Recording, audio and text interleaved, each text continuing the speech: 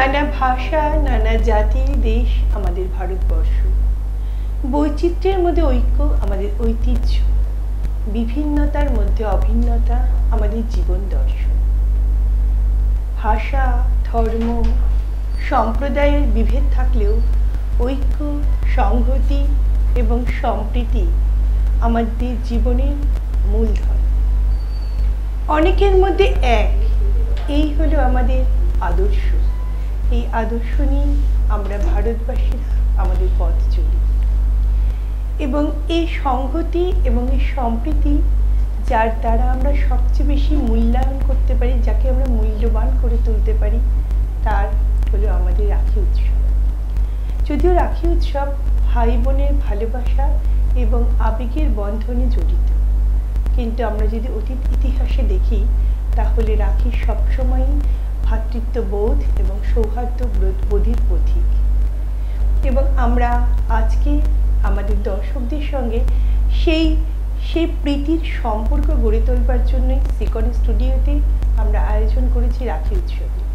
আজকে আমাদের অনুষ্ঠানে যে আমন্ত্রিত শিল্পীরা আছেন তাদের সঙ্গে একটু পরিচয় করে নিই।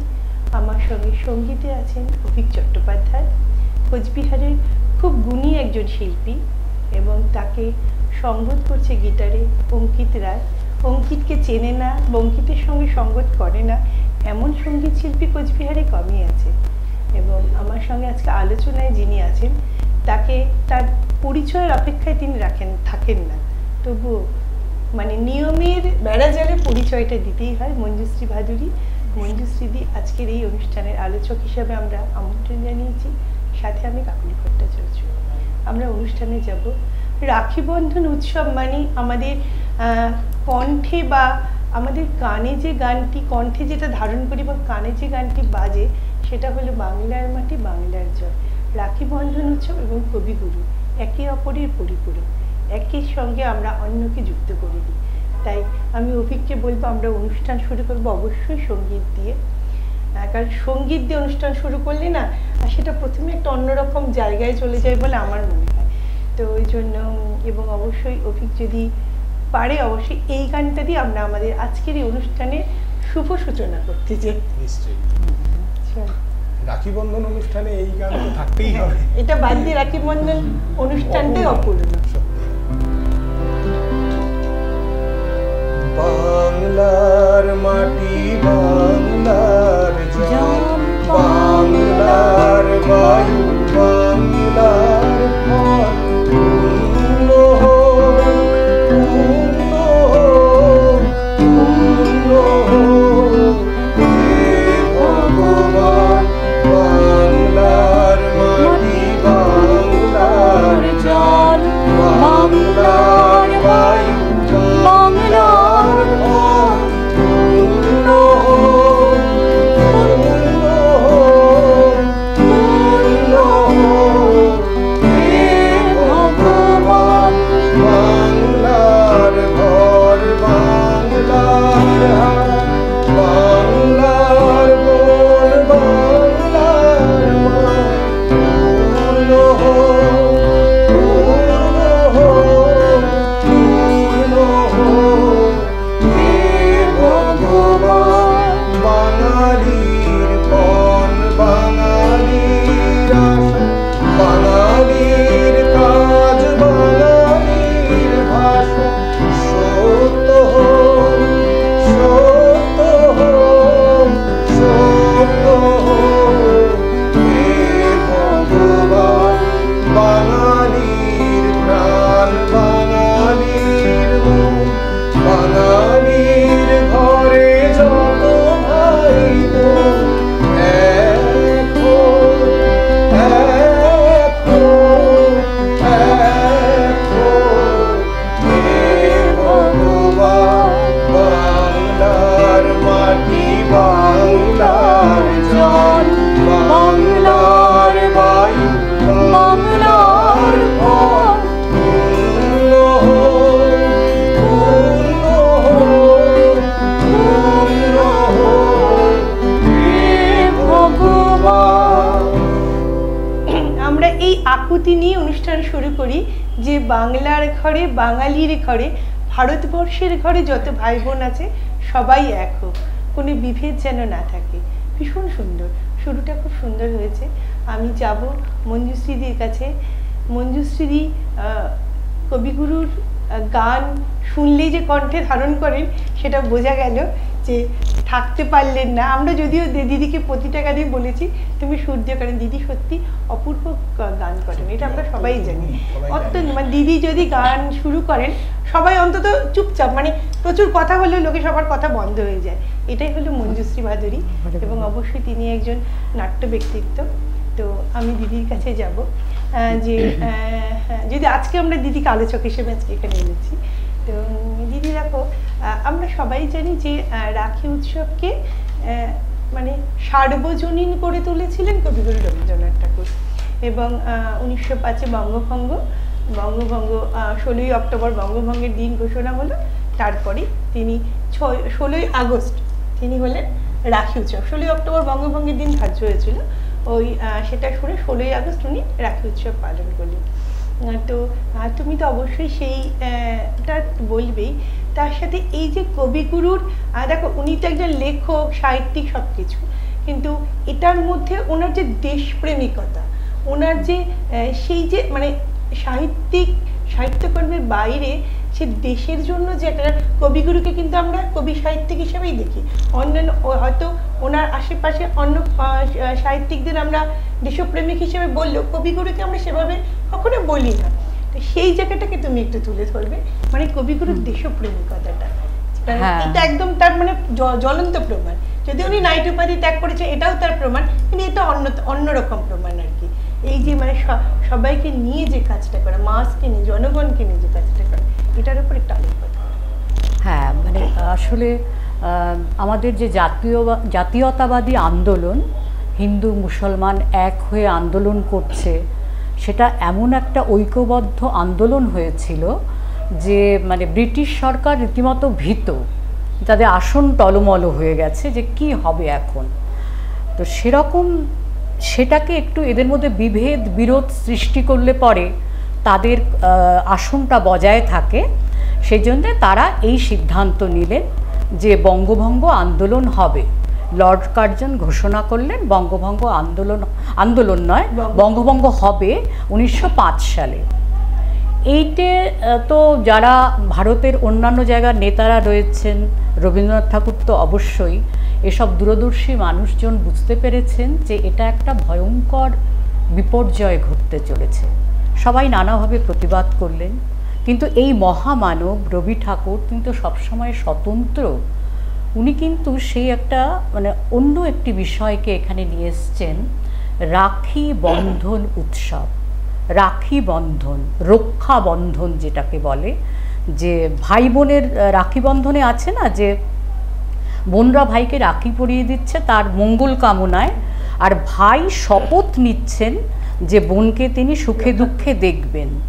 তা ওনার মনে হলো যে আমরা এইটি করব, এবং উনি কলকাতা, ঢাকা, সিলেট সমস্ত জায়গার হিন্দু মুসলমান ভাই বোনদেরকে ডাক দিলেন এই উৎসবে যোগ দিতে। রাখি বন্ধন উৎসব হবে।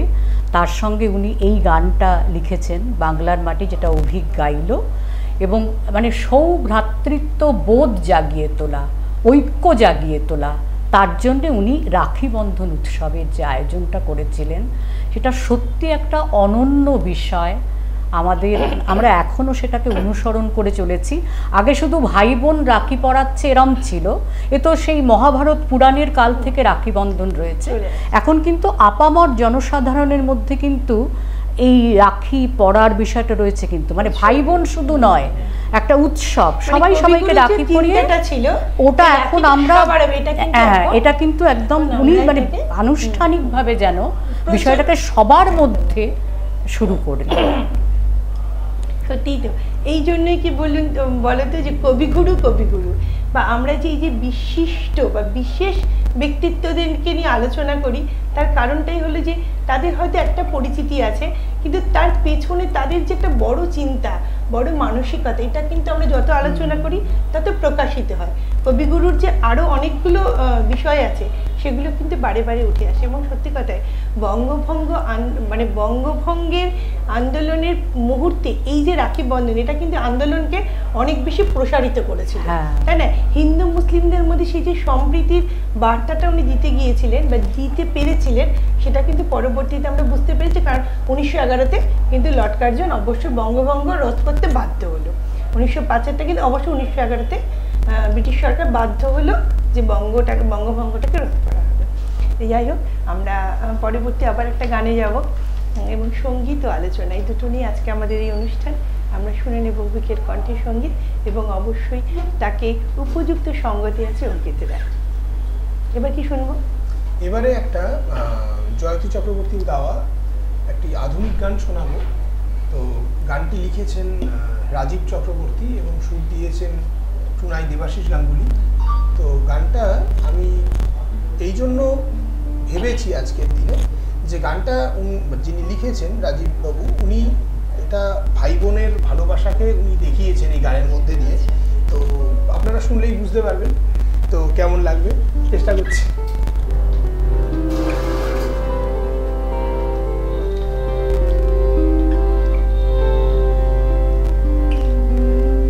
একলা আমি হারিয়ে গেছি, খুঁজছি আপনজন।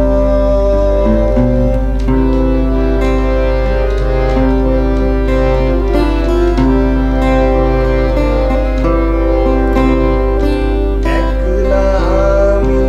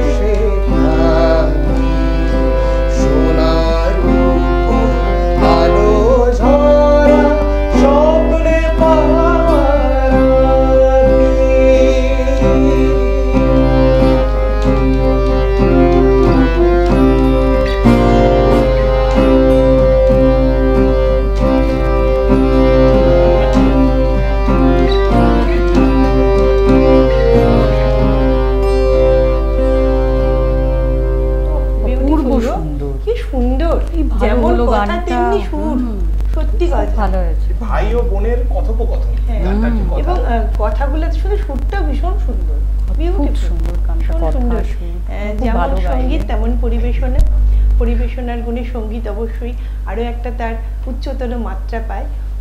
আমি আবার যাব দিদির কাছে, এবং আজকে কিন্তু এটা কিন্তু দিদি আলোচক হলেও আমরা সবাই মিলে এই বিষয়ে কথা বলবো, কারণ রাখি এমন একটা জিনিস বিষয়টা আমরা সবাই বিষয়টা সবার কথা বলার বলতে মতো। পারি। তো রাখি আমরা জানি যে রাখি কবিগুরু রবীন্দ্রনাথ ঠাকুরের হাত ধরেই রাখির পরিচিতি। রাখি মানেই আমাদের কাছে কবিগুরুর নামটা বা তার ছবিটা ভেসে ওঠে, কিন্তু রাখির একটা অতীত প্রেক্ষাপট আছে, রাখি কিন্তু একটা ঐতিহাসিক প্রেক্ষাপট আছে। রাখি কবিগুরু হিন্দু মুসলিম সম্প্রীতির মধ্যে রাখিটাকে তুলে ধরতে চেয়েছে, ওই সম্প্রীতিটাকে তুলে ধরতে চেয়েছিলেন। শুধু তাই নয়, একটা অতীতের প্রেক্ষাপট আছে, একটা ঐতিহাসিক প্রেক্ষাপট আছে, যেখানেও কিন্তু আমরা হিন্দু মুসলিম এই বন্ধনটাকে দেখতে পাই, তাই না? তো এবং যদি আরো পেছনে যাই, রামায়ণ মহাভারতের যুগেও কিন্তু রাখির একটা গুরুত্ব ছিল। তো সবটাই আমি বলবো না, যেটা দিদির কাছে অবশ্যই শুনবো, কারণ দিদির চিন্তার দ্বারা আমরা সমৃদ্ধ হই। দিদি একটু বলো তোমার সেই ঐতিহাসিক এবং সেই অতীত প্রেক্ষাপট এবং অবশ্যই সে পৌরাণিক ব্যাপারটা, কারণ সবটা মিলেই তো আমরা ভারতবাসী মানেই সবটা মিলে, পুরাণ ছাড়া আমরা নেই। তো একটু বলো, একটু শুনি যে এর ঐতিহাসিক প্রেক্ষাপটটা। ঐতিহাসিক প্রেক্ষাপট তো আছেই, তার আগে মানে অনেক প্রাচীনকাল থেকেই কিন্তু আমাদের দেশে রাখির বিষয়টা মানে প্রচলন রয়েছে। মহাভারতে আমরা রাখির কথা জানতে পারি। সেই ঘটনাটা এরকম যে কোনো একটি যুদ্ধে কৃষ্ণ আহত হলেন, তার কবজি থেকে রক্ত পড়ছিল, সেই মানে সেখানে একটা বন্ধন দেবার প্রয়োজন, কিন্তু ধারে কাছে কোনো বস্ত্রখণ্ড নেই। তখন দ্রৌপদী তার শাড়ির আঁচল ছিঁড়ে কৃষ্ণের হাতে বেঁধে দিয়েছেন, সাময়িকভাবে একটু রক্ত পড়া বন্ধ হয়েছে। তো কৃষ্ণ একদম অভিভূত হয়ে গেছেন যে দ্রৌপদী তো আমার আত্মীয়া কেউ নন, কিন্তু তার এই মানে মহার্ঘ বস্ত্র ছিঁড়ে, আঁচল ছিঁড়ে তিনি আমাকে হাতে এরকম বেঁধে দিয়েছেন। তিনি ভীষণ খুশি হয়ে, আনন্দিত হয়ে সবার সামনে তিনি ঘোষণা করলেন যে আজ থেকে দ্রৌপদী আমার বোন, এবং তিনি শপথ নিলেন যে সুখে দুঃখে দ্রৌপদীকে তিনি রক্ষা করবেন। হ্যাঁ, করেওছেন। বলা হয় যে সেই মহাভারতের থেকে রাখি বন্ধন এই উৎসবটা শুরু হয়েছে, এবং তারপরে তো আমরা সবাই জানি যে দ্রৌপদীর বস্ত্রহরণের সময় কিভাবে কৃষ্ণ তাকে সহায়তা করেছে, মানে একদম মানে ভাইয়ের উপযুক্ত কাজ করেছে, রাখির মানে পূর্ণ মূল্য দিয়েছে। হ্যাঁ, আরেকটা গল্প তোমরা সবাই জানো, ওই যে দুর্বাসা মুনি, তিনি একটু অপদস্থ করতেন মানুষকে, মানে হঠাৎ করে। এবার দুর্বাসা মুনি 1000 শিষ্য নিয়ে হঠাৎ উপস্থিত হয়েছেন। তখন পাণ্ডবরা বনবাসী, কুটিরে রয়েছেন, সাকান্ন ভোজন করেন। দুর্বাসা মুনি 1000 শিষ্য নিয়ে হাজির হয়ে বলেছেন যে এই তো স্নান করতে গেলাম, নদীতে বসাও, অন্ন খাবো, এরকম করে। তখন তো দ্রৌপদীর মাথায় হাত, ওনাদের তখন রাজার বিষয়টা তো নেই, রাজকীয় ব্যাপার তো নেই, একেবারে দরিদ্র কুটিরবাসী। তারপরে উনি ওই অন্নের ভাণ্ড খুলে দেখছেন যে কোণে একটা মাত্র অন্ন রয়েছে। উনি শ্রীকৃষ্ণকে স্মরণ করছেন, ওনার বাড়ি মানে ওনার গৃহে আর কিছু নেই। তখন শ্রীকৃষ্ণ আবির্ভূত হয়ে ওই অন্নটা গ্রহণ করলেন, করে বললেন যে জগৎবাসী তৃপ্ত হও। আর দুর্বাসার তার শিষ্য নদীতেই পেট ভরে গেছে, আর সেই পেট ভরে গেলে যে বড়ার উদ্গার তুলতে তুলতে ওদের মধ্যাহ্ন ঘুমও শুরু হয়ে গেছে, মধ্যাহ্ন ভোজনের পরে নিদ্রা। এইভাবে কিন্তু মানে রক্ষা করেছেন কৃষ্ণ দ্রৌপদী। ঐতিহাসিক প্রেক্ষাপটটা একটু বল, কারণ এই গল্পের ঐতিহাসিক প্রেক্ষাপটটা কিন্তু অনেকেই জানে না, মানে এটা একটু অজানাও আছে, একটু বলে শুনি। হ্যাঁ, পুরাণেও আছে, পুরাণের কথা না হয় পরে বলছি, তুমি ঐতিহাসিক প্রেক্ষাপটের কথা বলছো। সেখানে পুরাণটাই বলো, ঐতিহাসিক তোমরা পরে পুরাণটাই বলো। পুরাণে আছে, মহাভারত এসেছে তাহলে পুরাণ আসতে হবে। হ্যাঁ, মহাভারত এলে পুরাণটা না এলে কেমন লাগে বলো। পুরাণে আছে যে দৈত্যরাজ, দিদির কণ্ঠে শুনতে গল্পটা সুন্দর করে বলছে, মনেই হচ্ছে বলার একটা ব্যাপার আছে, অন্যরকম লাগছে। মানে দৈত্যরাজ বলি তিনি প্রচণ্ডভাবে বিষ্ণুর উপাসনা করতেন। এবার তিনি এত ভক্ত যে বিষ্ণু ভক্তকে রক্ষা করার জন্য তার গৃহেই অবস্থান করছেন, বৈকুণ্ঠে নেই। তো লক্ষ্মীর তো মন খারাপ, উনি ভক্তের জন্য চলে এসেছেন বৈকুণ্ঠ ছেড়ে। লক্ষ্মী সাধারণ একজন মেয়ের ছদ্মবেশে বলিরাজের কাছে গিয়ে বলছেন যে আমার স্বামী তো নিরুদ্দেশ, আমি আপনার কাছে আশ্রয় চাই। বলছে ঠিক আছে থাকুন আপনি। উনি আছেন। তারপর শ্রাবণী পূর্ণিমা তিথিতে উনি খুব যত্ন করে একটি পবিত্র সুতো বলিরাজের হাতে বেঁধে দিয়েছেন। বলছে আপনি ভালো থাকুন, আপনার মঙ্গল হোক। উনি তো একদম মুগ্ধ হয়ে গেছেন। বলছে আমি আপনাকে কি দেব, আপনি এভাবে আমাকে পুজো করে আমাকে এটা পরিয়ে দিলেন। বলছে মানে আমি আপনাকে কিছু দিতে চাই, আপনি প্রার্থনা করুন, আপনি চান। তখন বলেছে যে আমি হচ্ছি দেবী লক্ষ্মী বলে নিজের রূপে আবির্ভূত হয়ে উনি বলেছেন যে আমি আমার স্বামীকে ফিরিয়ে নিতে চাই বৈকুণ্ঠে। তখন বলিরাজা বিষ্ণুকে বলেছেন যে প্রভু আপনি ফিরে যান।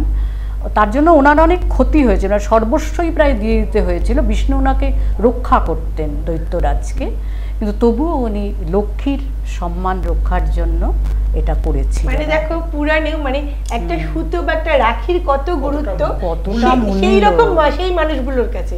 মানে যেখানে কৃষ্ণ বলছেন বা দৈত্যরাজ বলি, তারা তো একটা সত্যি কথা সেই জায়গাতে। এবং রামায়ণেও কিন্তু এরকম আছে যে রামও নাকি যখন সমুদ্র বন্ধন করছিল তখন রাবণ সেনারাতে ফুলের রাখি পরিয়ে দিয়েছিল, দিয়ে তাদের বন্ধনে আবদ্ধ করেছিল। মানে বন্ধনে আবদ্ধটা বহু পুরনো, ঠিক আছে। আমরা যাব এই বন্ধনে, আমরা আজকে কিন্তু আমাদের দর্শকদেরও আবদ্ধ করতে চাইছি। আমরা যাব অনুষ্ঠানে। আমরা অভিকের কাছে এরপরে কি শুনবো? এবারে যেটা শোনাবো বলে ভেবেছি সেটা হলো কাজী নজরুল ইসলামের একটি গান। যদিও যে দর্শন নিয়ে আমরা কথা বলছি সেই দর্শনের একই দর্শনের মধ্যে পড়ছে এই গান, তাই আমি আর আলাদা করলাম না রবীন্দ্র নজরুল। তো রবীন্দ্র নজরুল আলাদা হয়ও না, চলে আসেন হৃদয়ে রবীন্দ্রনাথ, চেতনায় নজরুল। তাই আমি একটি নজরুল সঙ্গীত চেষ্টা করছি।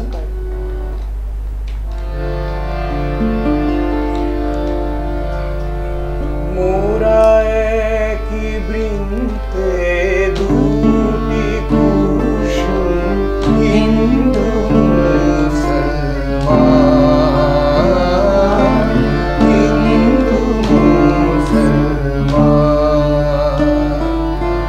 মুসলিম তার নয়ন, হিন্দু তার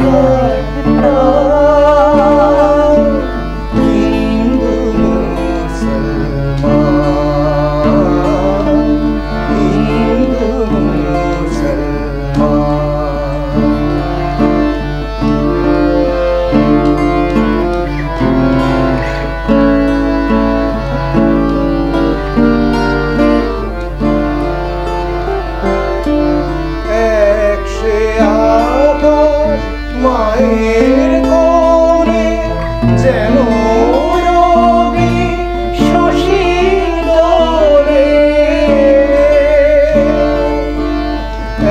একসে আকাশ মায়ের কোলে যেন রবি শশী দোলে, এক রক্ত বুকের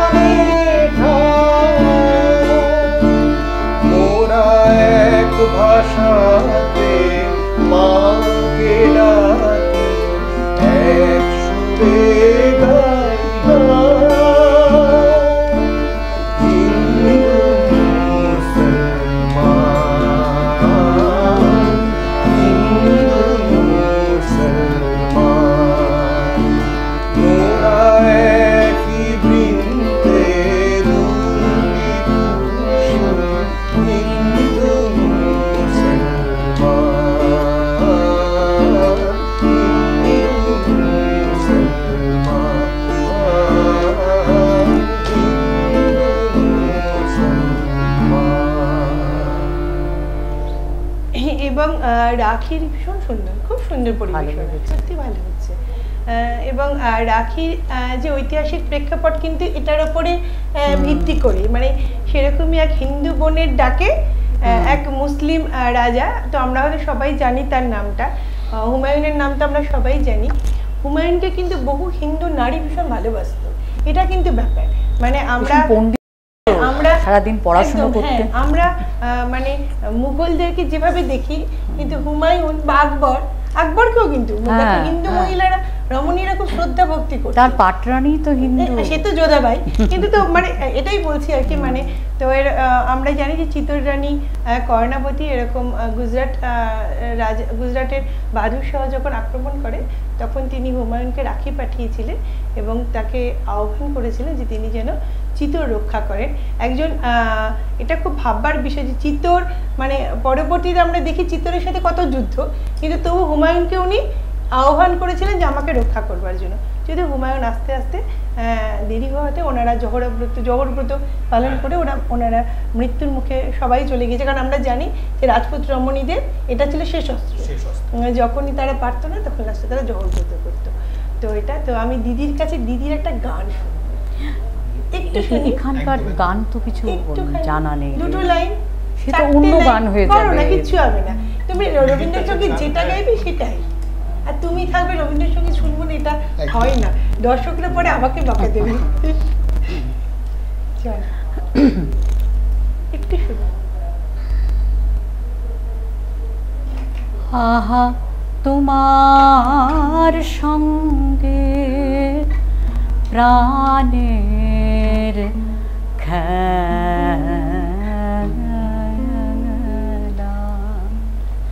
প্রিয় আমার ওগো প্রিয়, বড়য়ুতলা পরাণ আমার খেলাতে হার মানবে কি?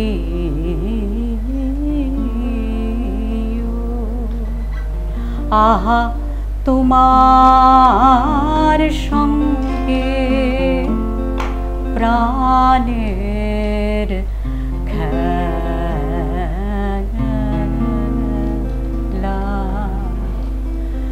কেবল তুমি কি গো এমনি ভাবে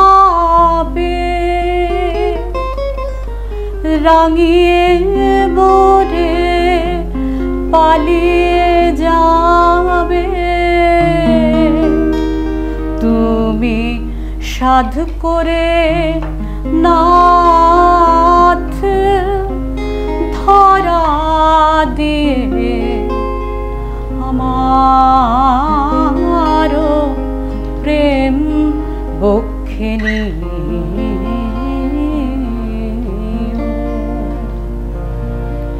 এই হৃদ কমলের রাঙা রেণু রাঙাবে ওই উত্তরীয়, আহা তোমার সঙ্গে প্রাণের খেলা,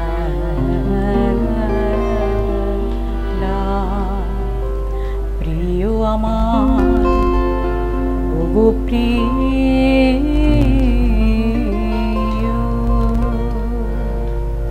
তোমার সঙ্গে আমাদের প্রাণেরই খেলা, সত্যি তাই। কবিগুরুর সঙ্গে আমাদের সম্পর্ক প্রাণেরই খেলা। পড়বো এবার অভিক আমাদের কি শোনাবে? আমি দিদি সবসময় অসাধারণ। আমি এবারে একটি কি বলবো, অরিজিৎ সিং এর একটি আধুনিক গান শোনাই। শোনাও। সময় আছে তো? হ্যাঁ শোনাও না, আরো একটা যাবে।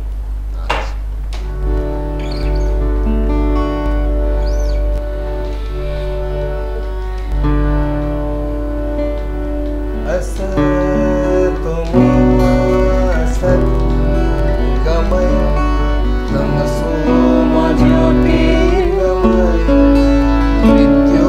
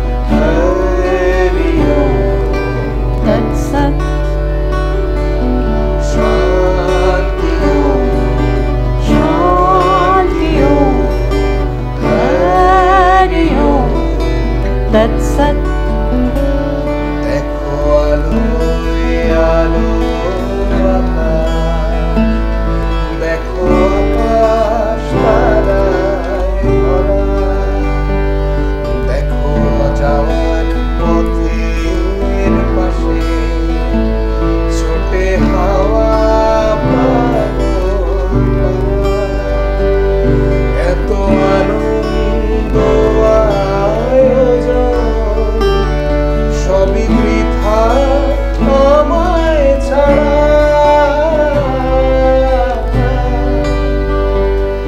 ভরে থাকো আমার দুই চোখে ধারা, এলো সময় রাজার মতো, হলো কাজের হিসেব সারা,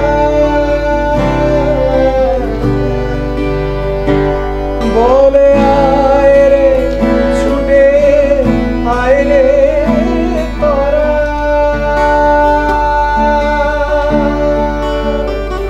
হেথা নাই কো মৃত্যু নাই কো জড়া, বলে আয় রে ছুটে আয় রে তোরা, হেথা নাই কো মৃত্যু নাই কো জড়া,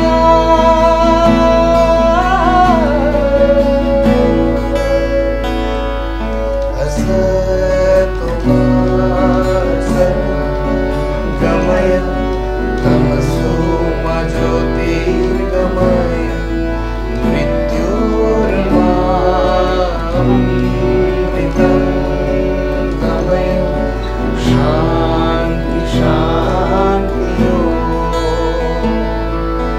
शान्ति शान्ति धैर्य तत्सत्,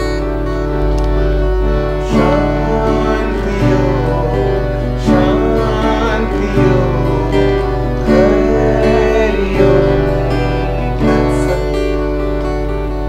জীবনের সার সত্য এটা। আমরা অনুষ্ঠানের শেষ পর্বে পৌঁছে গিয়েছি।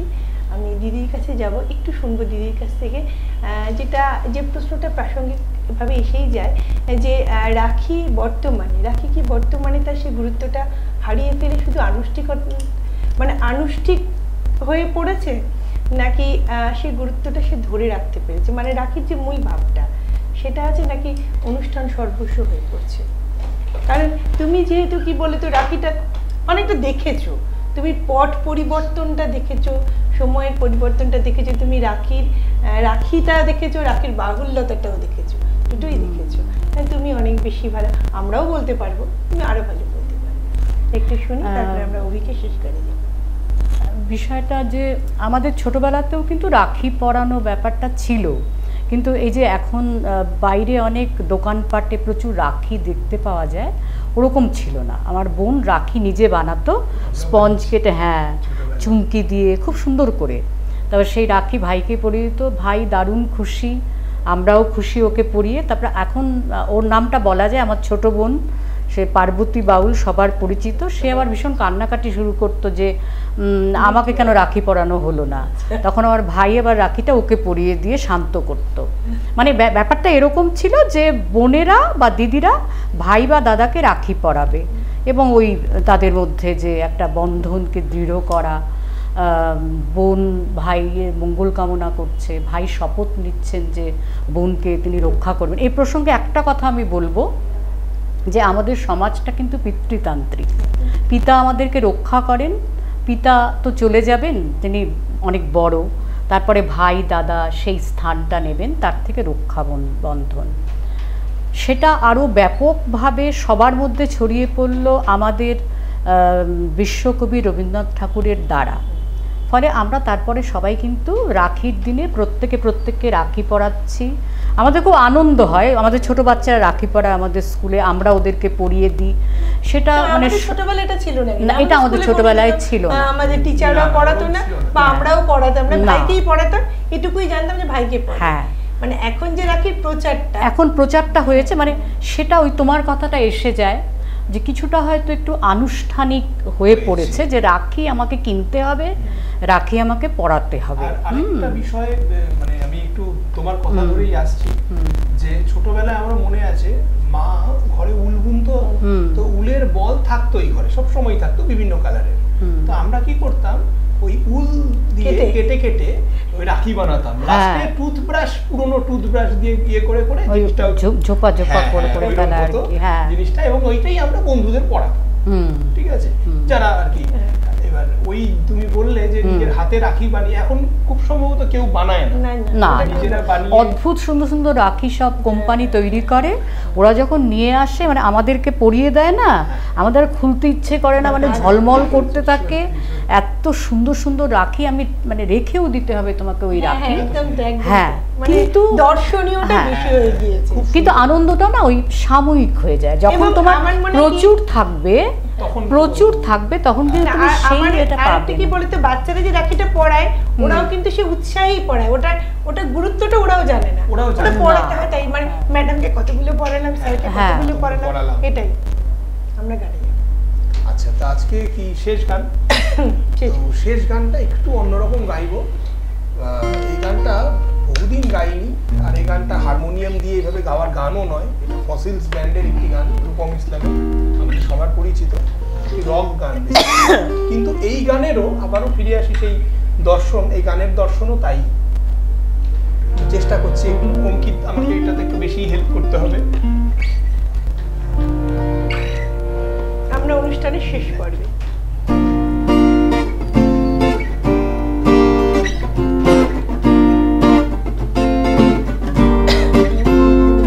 শোনো, আমরা কি সবাই বন্ধু হতে পারি না? যত পুরনো অতীত ভুলে যেতে পারি না। জানি হঠাৎ সেদিনে সুপ্ত ছিল চেতনা, আসলে তুচ্ছ সে বিবাদ, অবদমিত বেদনা। শোনো, আমরা কি সবাই, শোনো আমরা কি সবাই, শোনো কে ডেকে যায় আমায়, কে আমায় স্বাগত জানায় ভবিষ্যতে শরীর হতে। দেখো কে দিচ্ছে হাতছানি, সামনে সুদিন আমি জানি, পারবে কি তুমি আমার সঙ্গী হতে? জানি নিঃস্ব ছিলে তুমি, রণক্লান্ত আমিও, আর যুদ্ধ জিতে ফিরে শান্তিতে ঘুমিও। আর স্বপ্নের আকাশে যদি রামধনু ওঠে, কাল গাইতেই পারে গান সব শত্রু একজোটে। শোনো, আমরা কি সবাই, শোনো আমরা কি সবাই, সোজাসুজি আজ তর্ক হোক, চোখে চোখ রেখে দ্বিধম হয়ে যাক ফয়সলা। লা লা লা লা লা লা, মনের সব অন্ধকার গুনে ভুল বোঝা বুঝি জাল বনে। আমার বিশ্বাসে আর ক্ষমায় এসো, শাস্তি দি আজ তোমায়। এই গানটাই হতে পারে বন্ধুত্বের হাত কড়া, গানটাই ভোলাতে পারে সব অভিযোগ মঙ্গড়া। অপমানের ক্যাকটাসে কতদিন কত স্মৃতিটা ভুলে ঘরেই টেনে দিই সব ঝগড়া রীতিটা। শোনো, আমরা কি সবাই, শোনো আমরা কি সবাই, শোনো আমরা কি সবাই। এই বন্ধুত্বের আবেগ এবং ভালোবাসা নিয়ে আমরা শেষ করব আমাদের আজকের অনুষ্ঠান। দর্শকদের সাথে আমরা আমাদের যে প্রীতির সম্পর্ক তৈরি করলাম, এই সম্পর্ক দীর্ঘস্থির এবং অটুট থাক, এই বলেই আমরা শেষ করব আমাদের আজকের অনুষ্ঠান। সকলে ভালো থাকবেন।